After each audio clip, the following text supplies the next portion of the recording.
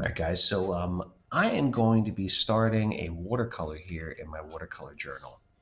And I just want to go over and review some of the basic techniques for when getting started. Now, you should have already seen a video that I shared with you about how to set up our palette and how little the amount of paint that we need to put down there.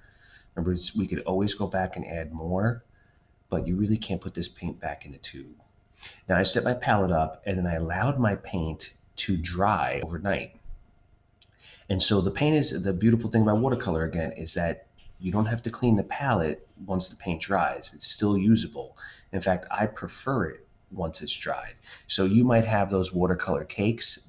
Essentially, that's just a lot of already dried watercolor. Or if you have it in the tubes, you're going to set it up like this. Now, I have already set up a little pool of water with some green and some blue right here. Now, the key to watercolor again is you want to make it very fluid. You want very little pigment and lots of water. The beauty of watercolor is how translucent and how transparent your colors are. Another thing is you rarely want to use color directly from the tube. You always want to enrich your colors. These colors are meant to be mixed. There's two ways with watercolor. You can put a wash down and then you can go back later with a different wash on top of it with a different color, or you can change the pool of color right now. So I'm going to start off by doing that at first. So I have my little pool of blue. I'm going to want to change the blue a little bit. I want to neutralize it. So to neutralize a color, you want to add its complement. So I'm going to, now I also have my big bucket of clean water with me. That's right like this. You could see I use it quite a bit. This is but it's clean water in there, even though the bucket's a little dirty. All right, so I have my bucket of clean water. I have my clean brush. I have my palette, my painting surface, and my painting on my paper. So I'm going to get started. So I'm going to alter this blue a little bit. Right? I'm going to take a little bit of its complement, which is orange. I'm going to make sure my brush is clean. Paper towel is good too. You want to have paper towel. Right? I have a clean brush, and I'm going to put a little bit of orange onto my paintbrush. Now I want to bring less orange into the blue. I want it still to be predominantly blue, but I want to just have a hint of orange into it. All right, now remember my palette is set up so it does not have white on it. So if I want something to be white, I have to plan on not painting there. Okay, so I think I want to bring just a little bit more orange in there. I cleaned my brush. I'm going to bring a little bit more orange in there, and I've neutralized my blue. Now I am going to start applying this to my sky. Now, one of the techniques is called painting with the drip. So as I'm painting this onto my sky, I want to move the drip along. I don't really want to brush very hard on the paper. It's rather you see this little drip, and you'll see this on your own paper, and I just want to push that drip along. Now you can see how faint this sky is right now. It's very light. And I want that. I like that. I want to make sure that I don't get dark fast. The beautiful thing about watercolor is to layer your watercolors and let the darkness build. You don't want to get dark right away.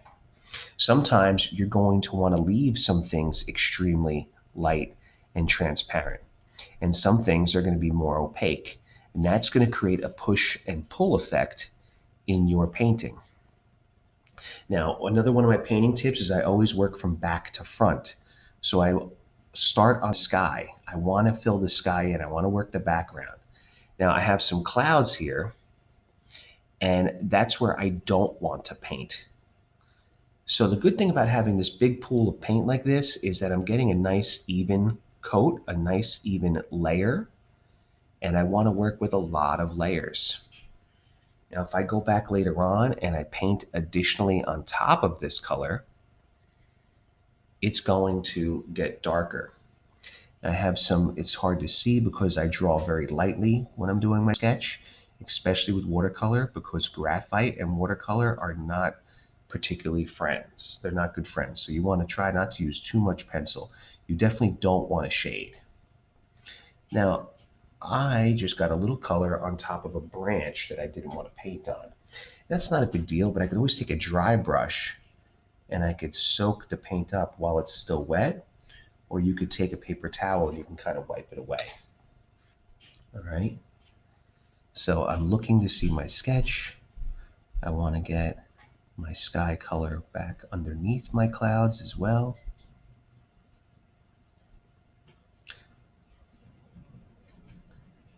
Now, even though this is a very small painting, because I'm going to be layering so many colors, it's going to take me a while. You cannot rush it.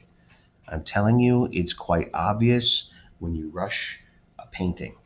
You want to work slowly and work in layers. And there's some types of paint where you can go fast. Watercolor is not really that type of paint. Watercolor is about patience, and it's about working in layers, building your colors, working very, very lightly at first. All right. Now you'll see when the end result is done and I have my painting completed, you'll see that I'll definitely get a lot more contrast in my painting. And not everything will be this light, but some things will be. So that's my first layer in the sky pretty much. I just want to get underneath and around this tree. Being careful not to paint in areas that I want to leave empty.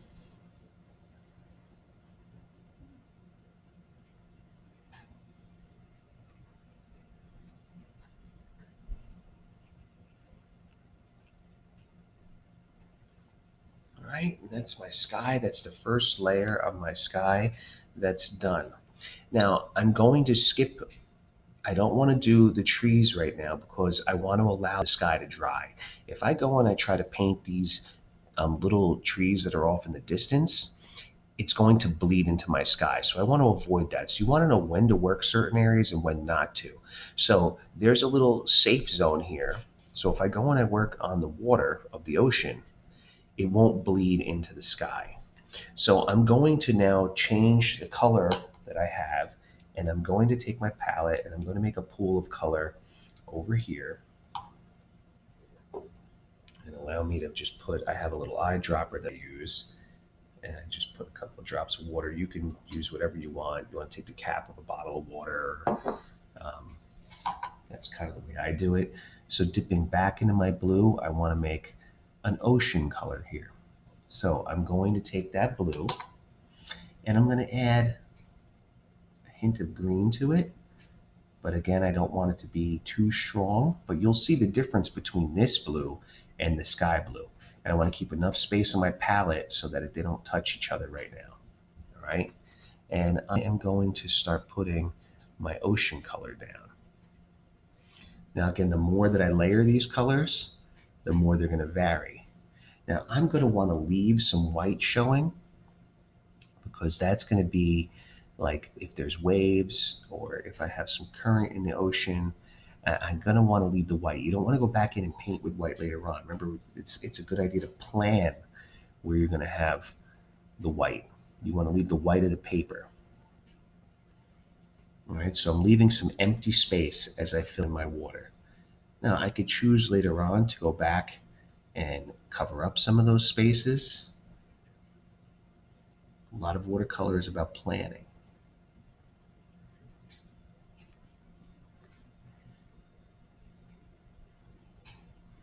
So I got to look, I got some water that's going to peek through this tree here,